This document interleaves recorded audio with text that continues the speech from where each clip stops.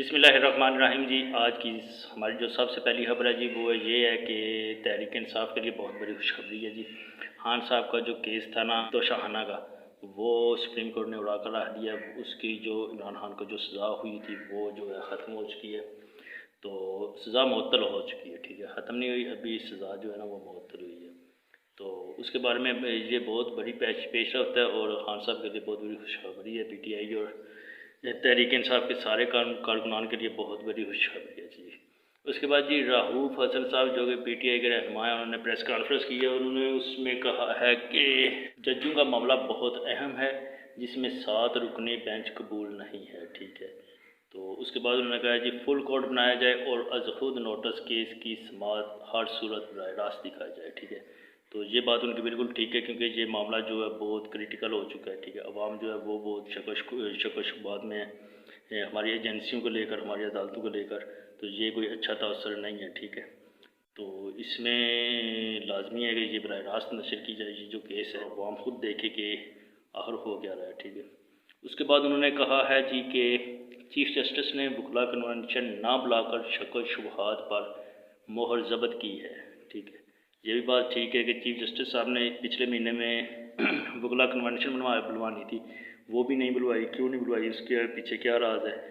तो सवाल तो बहुत उठते हैं। अगली बात उन्होंने किया जी इंक्वायरी कमीशन बनाने से पहले काबीना ने फैसला सुना दिया। एक ऐसा शख्स जो कि नामजद मुलज़िम है को कहा गया कि आप इंक्वायरी कमीशन बनाएं। इंक्वायरी कमीशन से अपनी मर्ज़ी का फ़ैसला लिया जाना था क्योंकि काबीना पहले ही इस मामले को झूठ का पलंदा करार दे चुकी है, ठीक है। ये तो फिर तहरीक इंसाफ ने ये बातें तो करनी है। बात तो उनकी ठीक है क्योंकि काबीना जो है गवर्नमेंट है, जो उसकी जो काबीना है उन्होंने पहले कहा है कि जी ये झूठ का पलंदा, जजिस का जो हथ है ये बिल्कुल झूठ है, इसमें कोई ख़ास दलील नहीं है, कुछ नहीं है।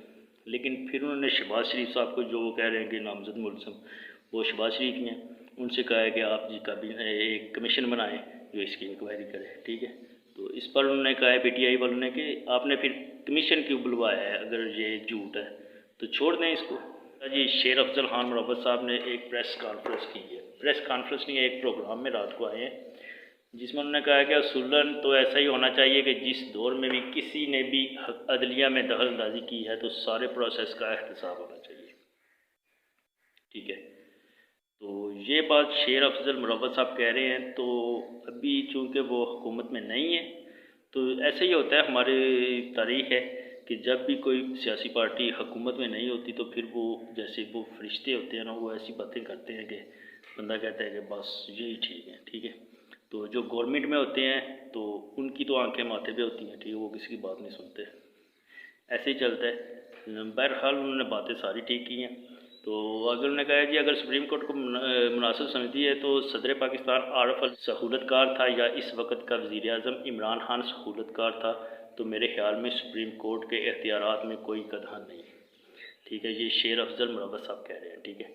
इसके बाद जी उन्होंने कहा है कि जनरल फैज़ हमीद पर तो इल्ज़ाम है, इसलिए अक्रॉस द बोर्ड होनी चाहिए, पार्टी कारकुनों के तौर पर नहीं। बहसीत वकील मैं समझता हूँ कि सबसे ख़तरनाक चीज़ जो है मैं जिस पर किसी पाकिस्तानी को किसी सूरत कंप्रोमाइज़ नहीं करना चाहिए वो निज़ाम अदल में दखल अंदाज़ी है।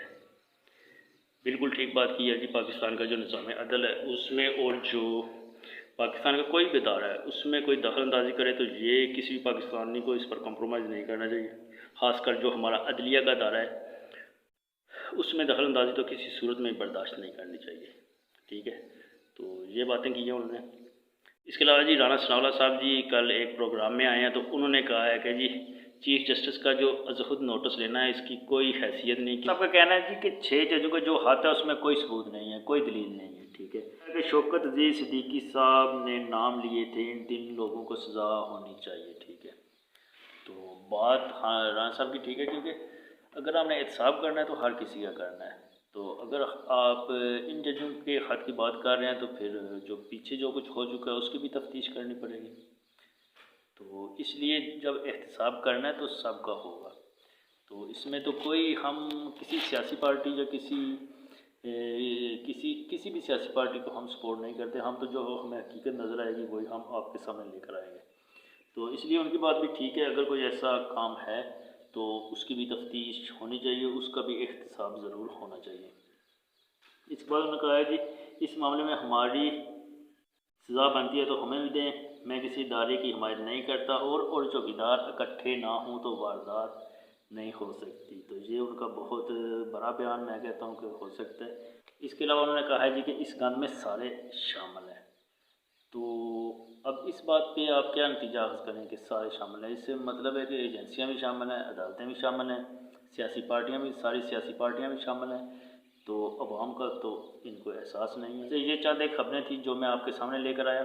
तो अगर आपको वीडियो अच्छी लगी तो वीडियो को लाइक करें, शेयर करें और अपना कमेंट, अपनी राय जो है कमेंट में लाजमी मेंशन करें, ताकि हम आपकी जो राय है उसका भी अंदाज़ा लगा सकें। ठीक है, तो अगर वीडियो अच्छी लगे तो उसको लाइक करें, शेयर करें अपने दोस्तों और फैमिली मेम्बर्स के साथ, और हमारे चैनल को सब्सक्राइब करना ना भूलें। शुक्रिया।